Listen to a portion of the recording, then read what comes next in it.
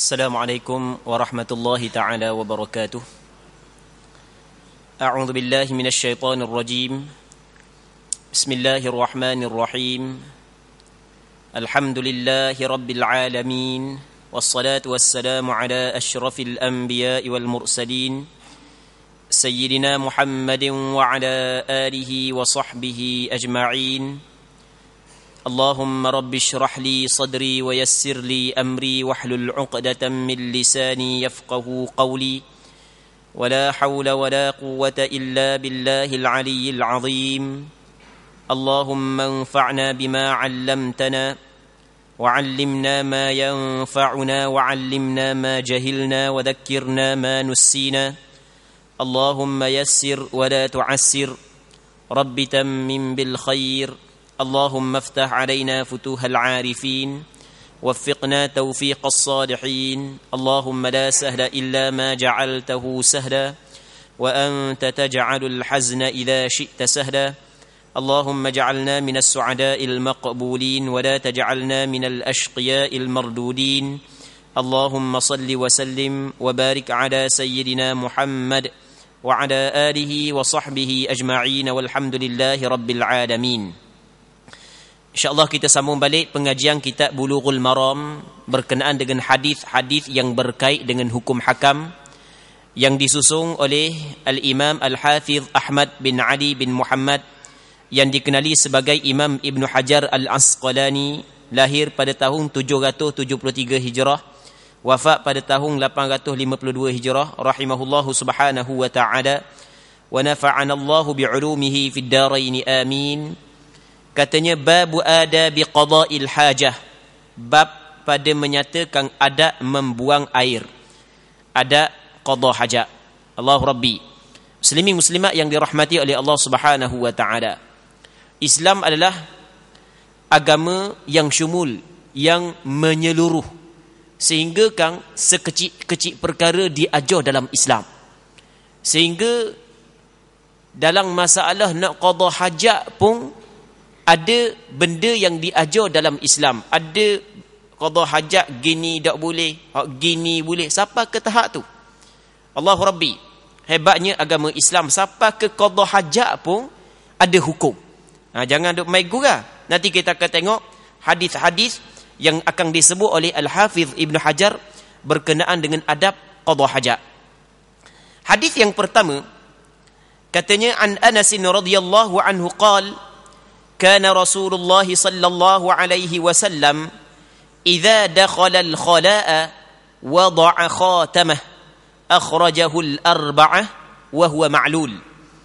وعنه رضي الله عنه قال كان النبي صلى الله عليه وسلم إذا دخل الخلاء قال اللهم إني أعوذ بك من الخبث والخبائث أخرجه السبعة. Okey, dia mari dua hadis.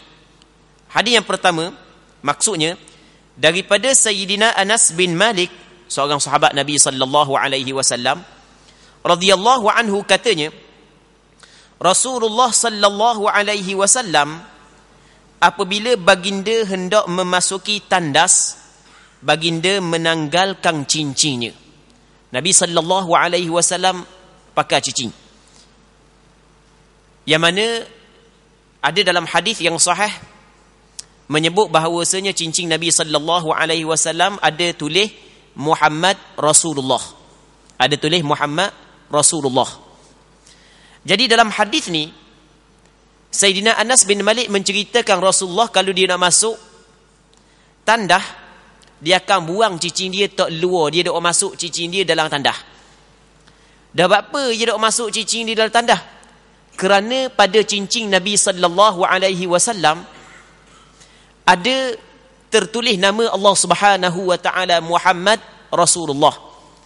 Kerana ingin menta'zimkan, ingin memuliakan, mengagungkan nama Allah Subhanahu wa taala, Nabi sallallahu alaihi wasallam tidak memasukkan cincin yang ada yang tertulis nama Allah di tempat-tempat yang kotor. Sebab itulah Rasulullah sallallahu alaihi wasallam letak luar cincin dia, dok masuk dalam tandah. Muslimin muslimat yang dirahmati oleh Allah Subhanahu wa taala. Daripada hadis ni ulama berpandangan bahawasanya makruh kita memasukkan ayat Al-Quran, nama-nama Allah Subhanahu wa taala ke dalam tandas. Lepas tu kita nak buat mana? Tak luar tandas lah. Dah kalau kita pakai cicing kita pakai tak ada pun nama Allah. Dah kalau ada cicing perak nak tahu luar tandas, balik awal tubik luar tandas pas mana cicing pun nak tahu. Ke tak gitu? Headset kita tulis Bismillahirrahmanirrahim, siap dengan ayat kursi belakang tulis nak masuk tandas tak luar tandas. Tegas sekali tengok. Tegas buat sekali. Tiap-tiap hari kali beli headset kali. Setiap kali nak masuk tandas masjid tak luar. Setiap kali nak masuk tandas masjid tak luar. Rasanya tiap-tiap minggu kali beli headset. Baik. Okey. Lalu tu kata ulama, melainkan dalam hal darurah. Dalam hal diperlukan. Hal tu tidak menjadi masalah. Jadi kalau benda yang diharam, boleh kita mengambil, kita ambil, kita capai dalam hal darurah. Lebih-lebih lagi kalau benda makruh boleh kita buat dalam hal darurah. Baik, muslimin muslimat yang dirahmati oleh Allah Subhanahu wa taala. Hadis ni dikeluarkan oleh 4 orang ulama hadis. Namun apa yang disebut oleh Imam Ibn Hajar Al-Asqalani dalam kitab Bulughul Maram, bahawasanya hadis ni ma'lul. Hadis ni ada illah, ada penyakit dia. Maksudnya hadis ni bermasalah lah. Ni perbahasan panjang lah kalau orang belajar dalam ilmu hadis ni. Bapa dia jadi gini, bapa dinamakan hadis ni hadis ma'lul. Dia ada alasan-alasan dia. Jadi tak perlulah kita nak urai panjang lebar. Sebab benda ni tak sesuai pun dengan orang awam. Orang awam dia belajar untuk makan le, cakap kita nak buat amal le. Baik, tu kena belajar di benda universiti ataupun di pondok ataupun untuk bagi orang yang nak mendalami, tu masalah lain lah. Baik, jadi kita tengok orang yang duduk dengar malang ni bukan untuk mendalami siapa nak tahu sesa lagu tu kan. Tak sesuai lah. Kata ulama, kallimun nas ala qadri uqulihim.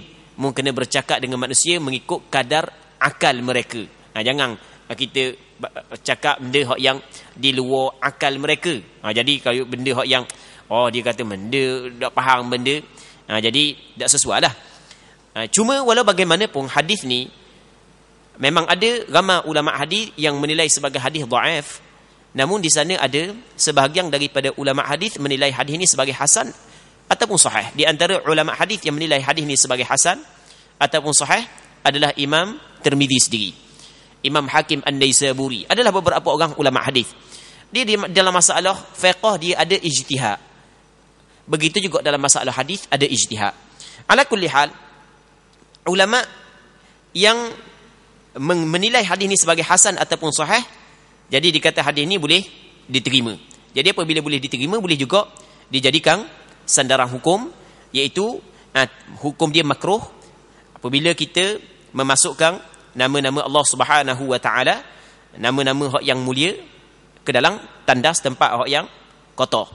Cuma kalau tak ada pun, kalau hadis ni dhaif pun, sebenarnya memasukkan nama-nama Allah tempat yang tidak comel ni adalah tidak digalakkan, kerana dia tidak ada ta'zim. Sedangkan dalam Quran Allah Subhanahu wa taala berfirman, "Wa man yu'azzim sya'airallah fa innaha min taqwal qulub." Sesiapa yang memuliakan syiar-syiar Allah, di antaranya nama-nama Allah Subhanahu wa taala, ayat-ayat Quran, maka sebenarnya dia lahir daripada hati yang mempunyai sifat taqwa. Jadi kita dituntut menta'zimkan nama-nama Allah Subhanahu wa taala. Maka tidak sepatutnya kita memasukkan nama-nama Allah Subhanahu wa taala di tempat yang tidak comel lah. Jadi kalau kita nak makan nasi, kita nak makan dalam tandas. Malaikat jangan kira bulan puasa. Bulan puasa yang dok puasa tu masuk nasi dalam tandas tu terpaksa. Terpaksa malah nak puasa. Makan depan orang kan ada takut berigak dengan orang. Jadi buat masuk dalam tandas. Jadi kita tak ada buat mesyuarat dalam tandas. Jadi tandas ni orang nak buat benda-benda yang molek-molek, orang dah buat dalam tandas. Ke ada orang buat pelami dalam tandas. Jadi pelik sikit. Ada orang pelami atas belazar, kita buat pelami dalam tandas aja lah. Mana ada tempat tak comel tu kan. Jadi gitu juga benda yang tempat tak comel, kita janganlah memasukkan benda-benda yang mulia. Okey, itu hadis yang pertama. Hadis yang kedua, kata dia daripada Anas juga. Hadis yang kedua juga daripada Anas bin Malik, katanya Nabi SAW berdoa apabila hendak memasuki tandas. Baginda membaca doa, Allahumma inni a'udzubika minal khubuthi wal khaba'ith. Rasulullah kalau nak masuk tandas, dia baca doa ni. Dia nak masuk tandas, bukan masuk dah, nak masuk. Dia apabila kita duduk dalam tandas, dia tidak digalakkan ataupun makruh dah kita menyebut nama Allah Subhanahu wa taala dalam tandas. Jadi nak masuk, maka ia tandahkan kita ada pintu. Jadi sebelum daripada kita melangkah, lepas daripada pintu, kita baca doa ni, Allahumma inni a'udzubika minal khubuthi wal khaba'ith. Dan kalau orang yang tak mau qada hajat ataupun buang air dalam tandas, nak buang air padang, kan bukan semua orang. Kita duduk atas highway, duduk bawa kereta, nak kecing ketik-ketik, nak tunggu RNR dulu, jumpa RNR dulu. 80 km lagi kecing dalam kereta kali yo. Dan nak berok pun Allahu Rabbi. Kita lapar tu boleh lagi kita pilih kedai kan. Dan nak berok sungguh dah tahan dah. Sampai ke ada seorang tu amba ingat Allahu Rabbi. Sahabat amba, dia accident, nasallallahu as-salamata wal afiyah. Sebab hak seorang hak yang kereta lawang dia gaduh nak pergi tuju ke tandas. Ada accident, pergi tengok tu habis belamo. Dan orang mana? Siapa yang mampu tahan benda tu? Allahu Rabbi, nasallallahu as-salamata wal afiyah. Dah kita duduk benda, duduk atas highway, nak berok lele takkan nak tunggu RNR tau. 80 km lagi berok dalam kereta kali yo. Main makan ngaruk pula, perut duk mulah, berhenti tepi dah. Cari kat mana-mana pun, buang dulu situ.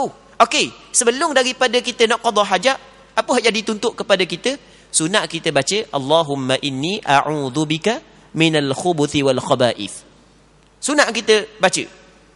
Makna dia, ya Allah, sesungguhnya aku berlindung kepadamu ya Allah daripada syaitan hak ya jata dengan syaitan tina.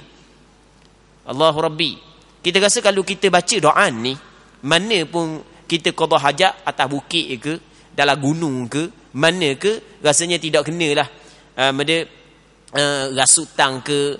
Kan ada setengah-setengah kan dia pergi keloh apa semua sekali, balik dak sedar histeria tambah-tambah rapuang.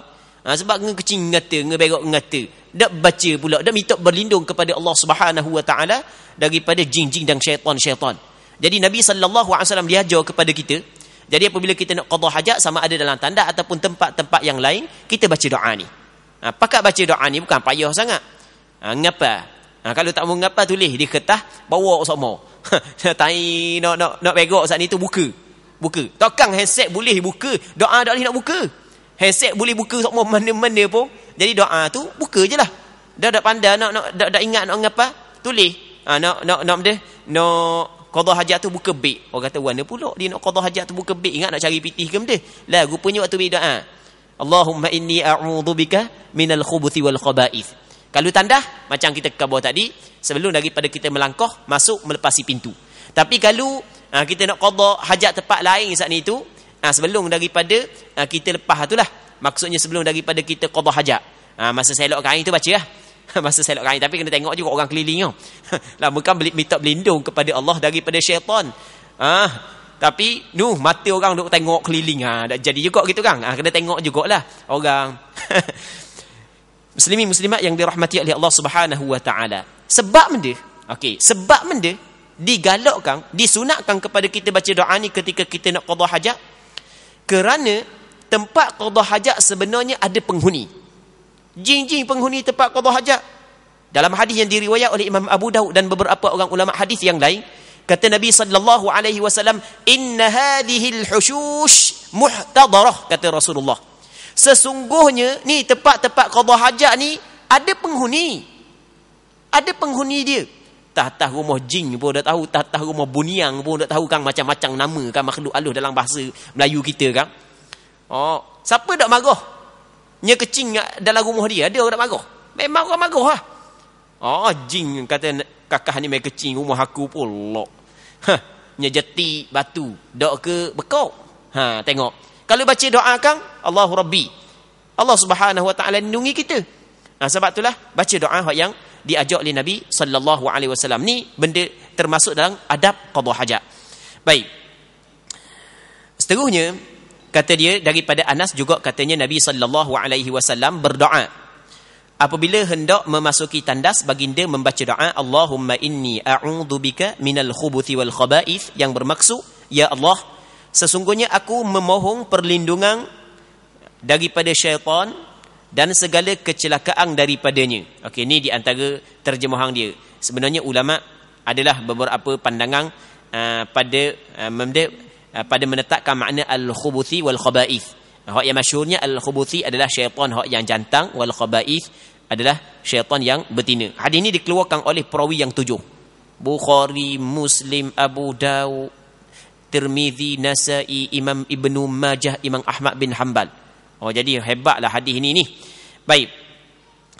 Seterusnya, wa an Anas radhiyallahu anhu qala kana Rasulullah sallallahu alaihi wasallam yadkhulul khala fa ahmilu ana wa ghulamun nahwi idawatan min ma'in wa anzatan fayastanji bil ma'i, muttafaqun alaih.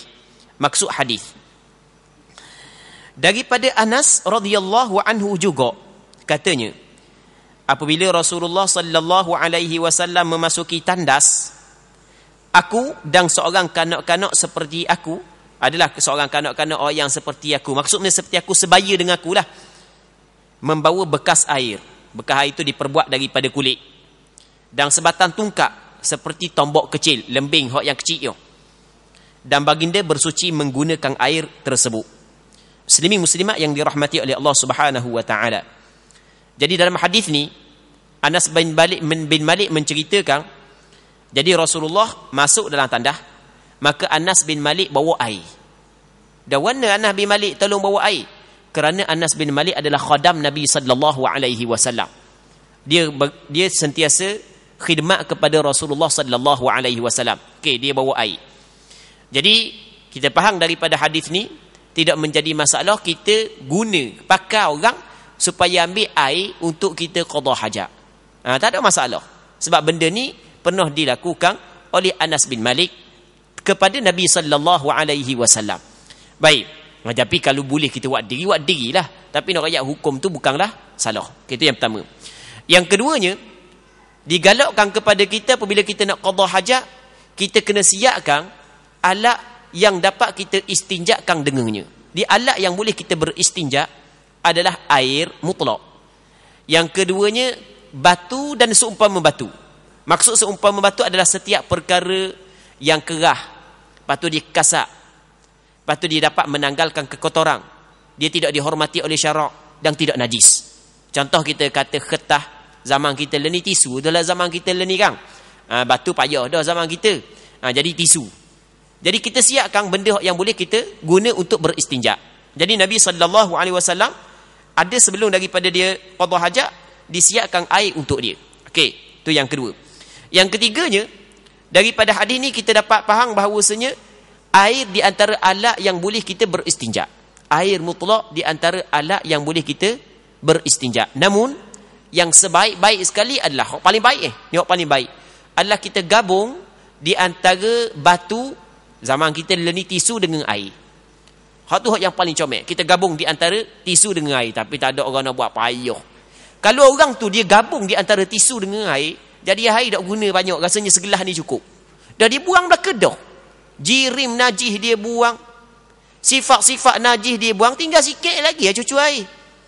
Kalau tak pakai tisu, Allahu Rabbi, 5 beledi dah habis lagi, tambah-tambah campur was-was pula. Taklah 7 beledi lagi. Nya was-was. Basuh kecing, air kecing hak tubik dengan air hak yang basuh tu jauh banyak air hak yang basuh. Basuh kecing je, padahal kalau kira air kecing hak tubik tu mungkin boleh banyak ni kali. Banyak tu air kecing dia.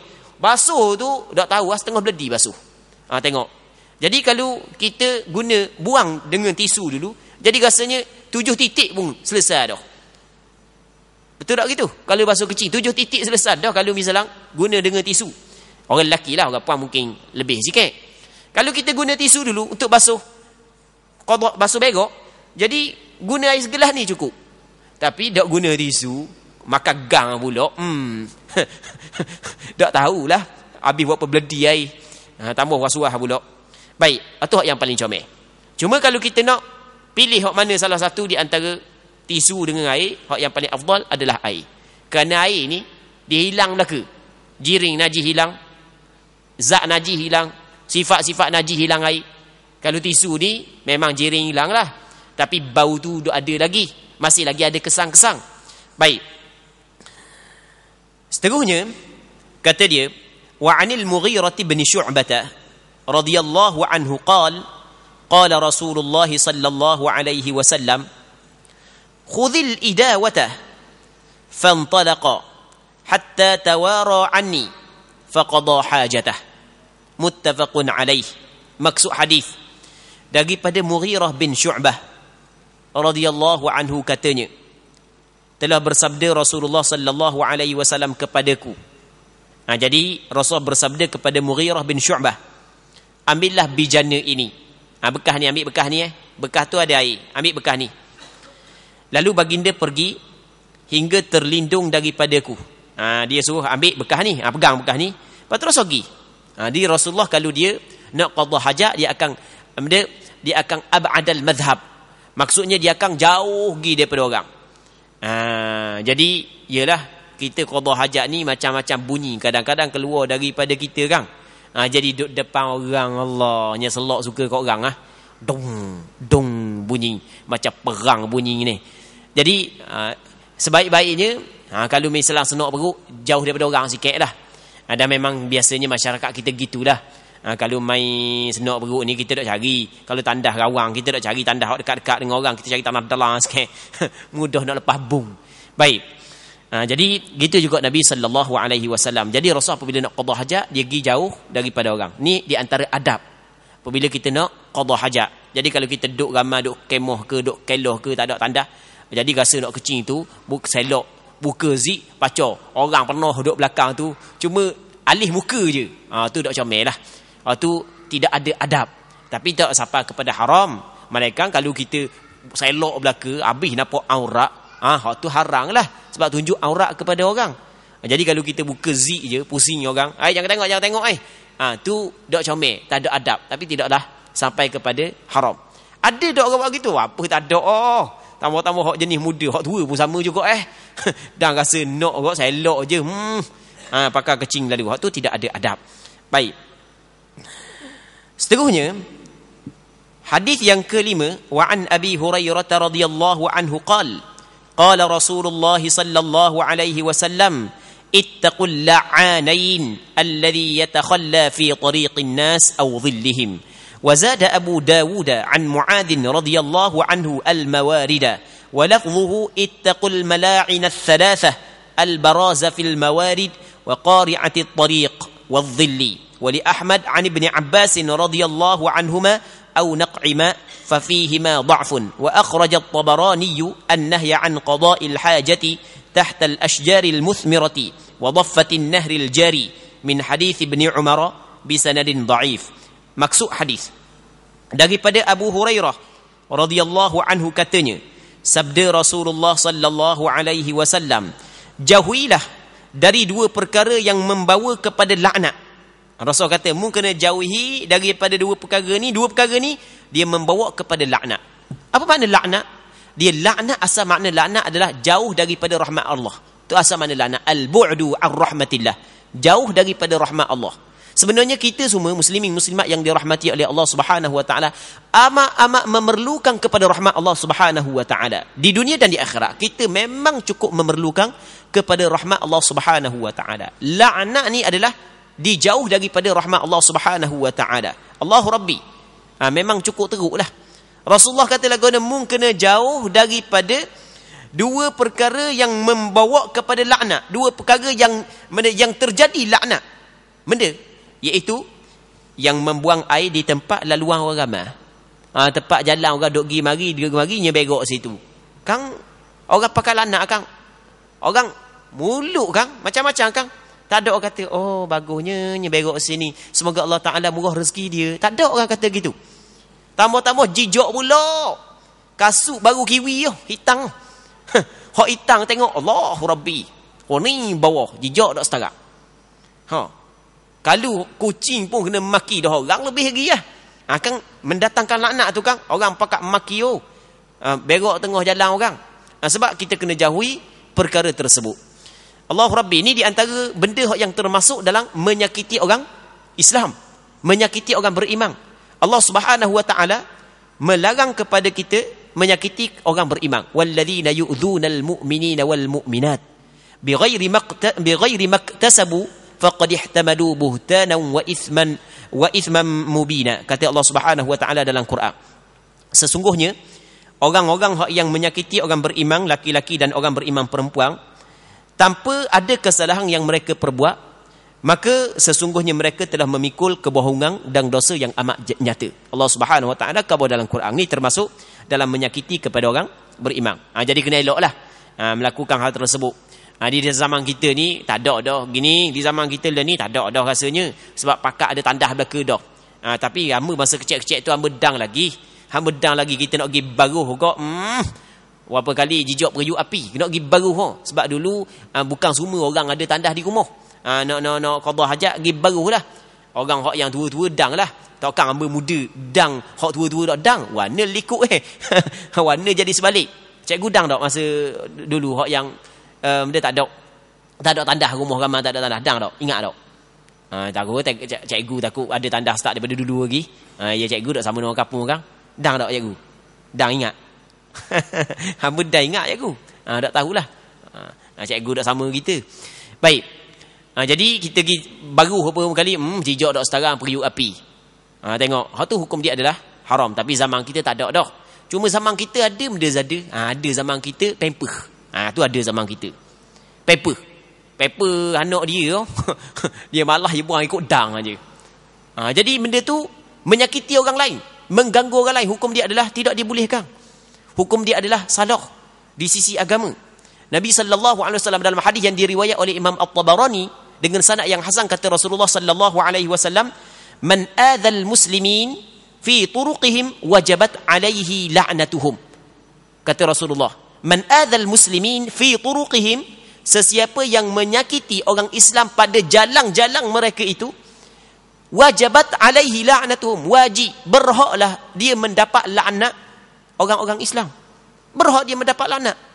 Sebab itulah kita kena eloklah daripada menyakiti orang. Kalau contoh kita kata pamper lah tempat kita, Allah Rabbi, buanglah tempat yang sepatutnya. Tong siapa belambok dah, buanglah. Jangan buang ikut dang je. Kalau terjatuh, kutik semulalah untuk mengelak daripada kita menyakiti orang beriman, orang Islam. Allah Rabbi, dia masalah menyakiti ni bukan hanya khusus kepada berok tengah jalan dan seumpamanya. Bahkan banyak lagi benda hak yang lain. Hak yang banyak masyarakat kita buat. Benda isap rokok dalam tandas. Allah Rabbi, isap rokok dalam tandas. Kita masuk dalam tandas lama sikit, Allah, bau ni, asap rokok bau ni di tandas.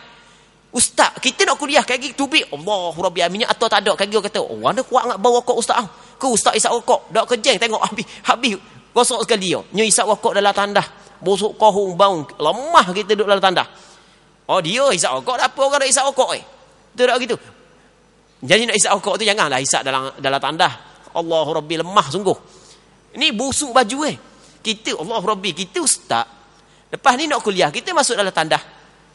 Bang baju Allah, kat game dia pula ahli jemaah kata, ustaz isap rokok agak bau kebau. Padahal duk masuk tandas dah ingat nak buat minyak atar. Kalau ingat buat minyak atar, kita boleh buat pakar-pakar sikit. Betul tak gitu? Tu di antara benda hak yang menyakiti Allah Rabbi. Rasanya orang hak yang tidak isap rokok, dia tahulah suatu benda hak yang menyakitkan. Kalau orang isap rokok pada satu tempat yang tertutup, yang kita duk idu, dia duk isap, kita duk idu asap dia. Allah Rabbi, ni adalah suatu benda yang perlu kita kena jauhi. Jangan sekali-kali kita melakukan dosa. Cukup kita seorang je yang melakukan kesalahan. Jangan sampai kita melakukan kesalahan yang berkait dengan anak Adam. Kalau dosa di antara kita dengan Allah Subhanahu wa taala, mudah Allah Subhanahu wa taala ampun apabila kita bertaubat. Namun kalau dosa dengan anak Adam, dia kena tambah lagi satu syarat, iaitu mesti kena minta maaf dengan anak Adam. Allah Rabbi. Ini benda yang perlu kita kena jaga. Muslimin muslimat yang dirahmati oleh Allah Subhanahu wa taala. Okey, yang pertama, jangan membuang air di tempat laluan orang ramai. Atau di tempat mereka berteduh. Tempat mereka berteduh. Banyak tempat mereka berteduh. Di bus stop ke. Nya berok dah situ dah setarang dah. Jadi tempat manusia duduk ada situ. Allahu Rabbi. Kita najis kita sendiri pun kita tak sanggup nak pegang najis kita sendiri. Usah kata najis orang. Kang dia mengganggu orang tu Kang. Jadi apabila benda tu mengganggu orang, jadi kita kena eloklah daripada mengganggu orang. Muslimin muslimat yang dirahmati oleh Allah Subhanahu wa taala. Hadis ni diriwayatkan oleh Imam Muslim, tapi kita rasa di zaman kita tak ada dah benda lagu ni. Melainkan masalah pamper itulah. Di zaman kita. Jadi tu lelaki dia memang malah sungguh nak buang pamper. Bini dia suruh pergi buang pamper, dia pun tok atas belakang kereta, jatuh mana ikut dia lah. Yang penting jauh daripada rumah je, sebab dok cakap dah nak dengar tu bini belebel. Hak tu je. Jadi orang lain kok pasal mula orang tak tahu aku lepo situ. Tu adalah salah sebab dia mengganggu orang lain. Itu perlu kita kena tahu agar kita tidak melakukan dosa yang melibatkan anak Adam. Muslimin muslimat yang dirahmati oleh Allah Subhanahu wa taala. Seterusnya, hadis ini diriwayat oleh Imam Muslim. Katanya Abu Daud, seorang ulama hadis. Kalau sebut kata Abu Daud, yang dimaksud dengan Imam Abu Daud di sini adalah Abu Daud As-Sijistani. Dia ulama hadis. Abu Daud yang terkenal lah dua. Yang pertamanya Abu Daud As-Sijistani, yang keduanya Abu Daud At-Tayalisi. Kalau Abu Daud At-Tayalisi, dia akan buat marilah At-Tayalisi. Kita biarlah kita dengar je lah nama orang. Nama. Biarlah sebelum ni kita duk ngapa nama pemain bola, nama artis je. Ni ngapa pula nama-nama ulama. Duk salah sikit pun. Baik. Katanya Abu Daud telah menambah dari riwayat Mu'adz bin Jabal. Jadi dalam riwayat Imam Abu Daud daripada Mu'adz bin Jabal ada penambahan, ada ziyadah, ada penambahan. Benda, peliharalah tempat-tempat yang ada air yang menjadi keperluan orang ramai. Jadi tempat kalau orang ambil air situ, jangan kita berok situlah. Kalau dulu laga sebagai contoh. Jangan berok situ. Orang nak ambil air laga, nyejijok najis kita pula. Lafaz hadisnya yang bermaksud jauhilah 3 tempat yang terlaknat, iaitu membuang air besar dalam air yang menjadi keperluan orang ramai, di tempat laluan manusia, dan tempat-tempat mereka berteduh. Janganlah buat gitu. Macam kita kalau kita lenigak, di antara contohnya adalah kita kata anak sungai, jangan bukan anak sungai, ibu sungai, anak sungai. Air kat betih je. Air kat betih je, dak dalam mana, tapi jernih lah kawasan darat-darat. Lepas tu dak luas mana sungai. Ada 4, 5, 6 depa. Tengok budak-budak duk mandi situ. Nyegi berok atas tu. Dah air ngalir kat budak tu. Kejut kawan ni. Allah Rabbi. Pakat lari belakang. Ingat boya. Lah rupa-rupanya kayu balok. Jadi benda lagu tu kena elokkan lah. Sebab menyakiti orang. Allahu Rabbi. Seterusnya, di tempat laluan manusia dan di tempat mereka berteduh.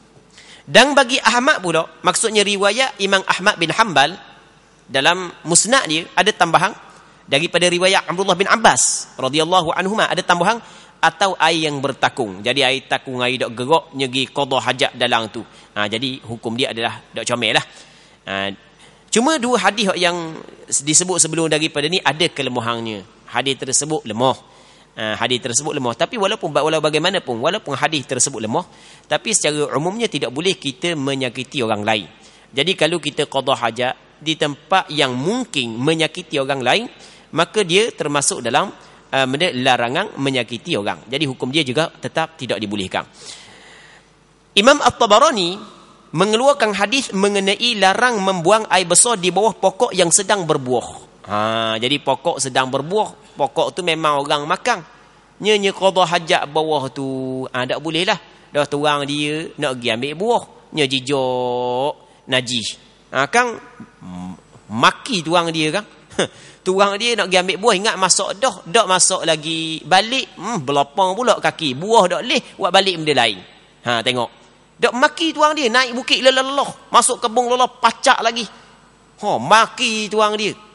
Kan termasuk dalam menzalimi kan? Nabi SAW dalam hadis yang diriwayat oleh Imam Bukhari dan Muslim, kata Rasulullah SAW, ittaqi da'watal mazlum.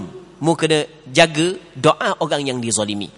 Sebab doa orang yang dizalimi tidak ada hijab di antaranya dan Allah Subhanahu wa taala. Di antara orang yang dizalimi tu buah durian sama juga. Nyegi perok bawa pokok durian dak sekarang. Kebetulan durian kunyit pula. Isi warna kuning sungguh. Jatuh atas najis. Tuang dia pergi ambil durian. Akak duriang. Oh, pecah dak setara buah. Ha. Mai tuang baru kali pertama luruh nak tahu manis ke dak? Nya colek dak ke? Ho. Allah Rabbi. Dak tahu apa karung tuang dia blebel, apa karung tuang dia maki dak tahulah. Kalau berlaku lagu tu kan. Dah kalau misalnya tuang dak colek pun mai duduk ada gitu kan. Gi jual ke orang. Allah warna ni jual buah sekali dengan tai. Ha, tengok. Dak ke maki orang. Benda tu kena jaga belakalah. Baik. Seterusnya kata dia, dan di tepi sungai yang mengalir. Sama jugalah, tepi sungai mengalir, orang duduk tengok benda kayu balok duduk lalu depan warna kuning, kan menyakiti orang kan. Hadis ini daripada Ibni Umar dengan sanad yang lemah. Sanad lemah, walaupun sanad lemah, tapi maksud daripada dia sebenarnya memang ada tuntutan syarak untuk kita mengelak daripada melakukan hal tersebut, kerana ia termasuk dalam menyakiti orang beriman. Nabi sallallahu alaihi wasallam menyebut dalam hadis yang diriwayat oleh Imam At-Tabarani dengan sanad yang hasan, man adal muslimin wajabat alaihi la'natuhum. Orang yang menyakiti orang Islam, mereka dia berhak mendapat laknat daripada mereka itu. Baik. Seterusnya, wa an Jabirin radhiyallahu anhu qala Rasulullah sallallahu alaihi wasallam, idza taghawwata ar-rajulani فليتوارى كل واحد منهما عن صاحبه ولا يتحدث فإن الله يمقت على ذلك.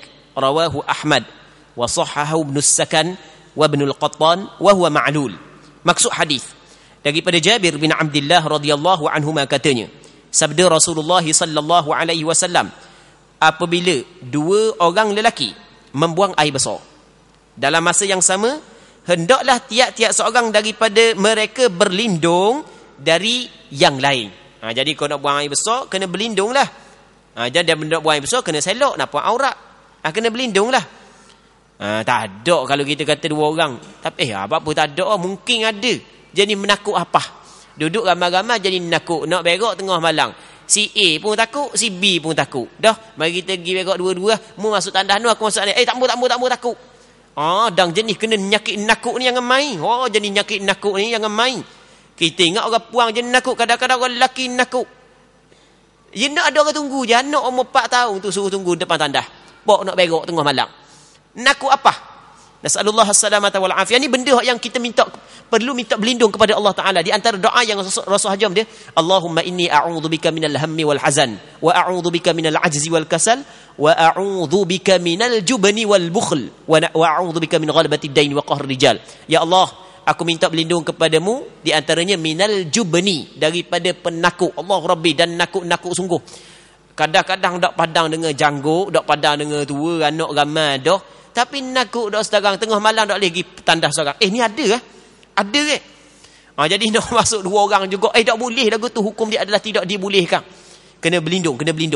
Jadi kalau nakut sangat, mu belah nu, aku belah ni. Kalau nakut sangat. Jangan standar tu mu pusing kau nu, aku pusing kau ni. Tu tak boleh. Macam budak-budak kecil-kecil kan. Budak-budak kecil kan nakut kan, buat gitu kan. Hak abang dia hak nombor 1 tu pusing kau nu. Abang dia umur 4 tahun padang dah. Hak adik dia umur 5 tahun pusing kau nu. Sebab masuk sekali takut. Dia ni 4 tahun 5 tahun padang dah. Ni bukan 4 umur 4 tahun 5 tahun 45 tahun. Jangan buat gitu. 45 tahun. Baik. Jadi hendaklah tiap-tiap seorang daripada mereka berlindung daripada yang lain. Kena berlindung. Tak bolehlah dedahkan aurat, hukum dia adalah haram. Dan jangan mereka bercakap-cakap. Masa duk qada hajat jangan duk cakap. Banyak urusan ni sampai ke mesyuarat ketika qada hajat. Tu tak boleh. Salah. Kerana benda? Kerana Allah murka dengan perbuatan itu. Perkataan murka ni, ulama kata murka ni kembali kepada bercakap ke, kembali kepada terdedah aurat. Kata ulama sebenarnya kalau kita tengok kepada hadis, hak yang Allah Ta'ala murka adalah dedah aurat serta bercakap. Jadi kalau bercakap saja tanpa dedah aurat, dia tidak dapat kemurkaan Allah. Namun perbuatan tersebut makruh. Bercakap ketika qada hajat, hukum dia makruh. Tengah qada hajat orang telefon. Penting ini. Kita pun akak belang-belang qada hajat, duk cakap. Duk cakap. Halo mana? Duk amda. Kejap-kejap duk sudah lagi sikit lagi. Hukum dia adalah makruh. Dilarang oleh agama. Baik. Cuma kalau sekali dengan buka aurat, bukan dah makruh, bukan hukum dia adalah haram. Hadis ni diriwayatkan oleh Imam Ahmad bin Hanbal dan dinilai sahih oleh Imam Ibn Sakan dan Imam Ibn Al-Qattan. Dua orang ulama hadis, Ibn Sakan dengan Ibn Al-Qattan, menilai hadis ini sebagai hadis sahih. Namun hadis ini ma'lul, ada bermasalah, ada illah, ada kecacatan, kecederaan mengikut Syekh Ibn Hajar Al-Asqalani. Jadi hadis ini sebenarnya ulama berselisih pandangan pada menilaikan hadis ini. Ada sebahagian kata hadis ini bermasalah, ada sebahagian kata hadis ini tidak bermasalah. Ala kulli hal, jadi ulama berselisih pandangan di dalam menilaikan hadis ini. Okey, kita rasa situ dululah pertemuan kita pada malam ni. Wallahu subhanahu wa ta'ala a'la wa a'lam. Allahumma haqqiqna bittiba'i nabiyyika Muhammadin sallallahu alaihi wasallam zahiran wa batina. Allahumma ja'alna mimman yastami'una al-qawla fayattabi'una ahsanah. Allahumma inna nas'aluka al-ikhlasa fil qawli wal 'amal. Inna nas'aluka al-ikhlasa fil qawli wal 'amal. Allahumma ja'al akhir kalamina fid dunya qawla la ilaha illa Allah. اللهم يا مقلب القلوب والأبصار ثبت قلوبنا على دينك وعلى طاعتك سبحانك إنا كنا من الظالمين وصل اللهم وسلم وبارك على خير خلقك محمد وعلى آله وصحبه أجمعين والحمد لله رب العالمين.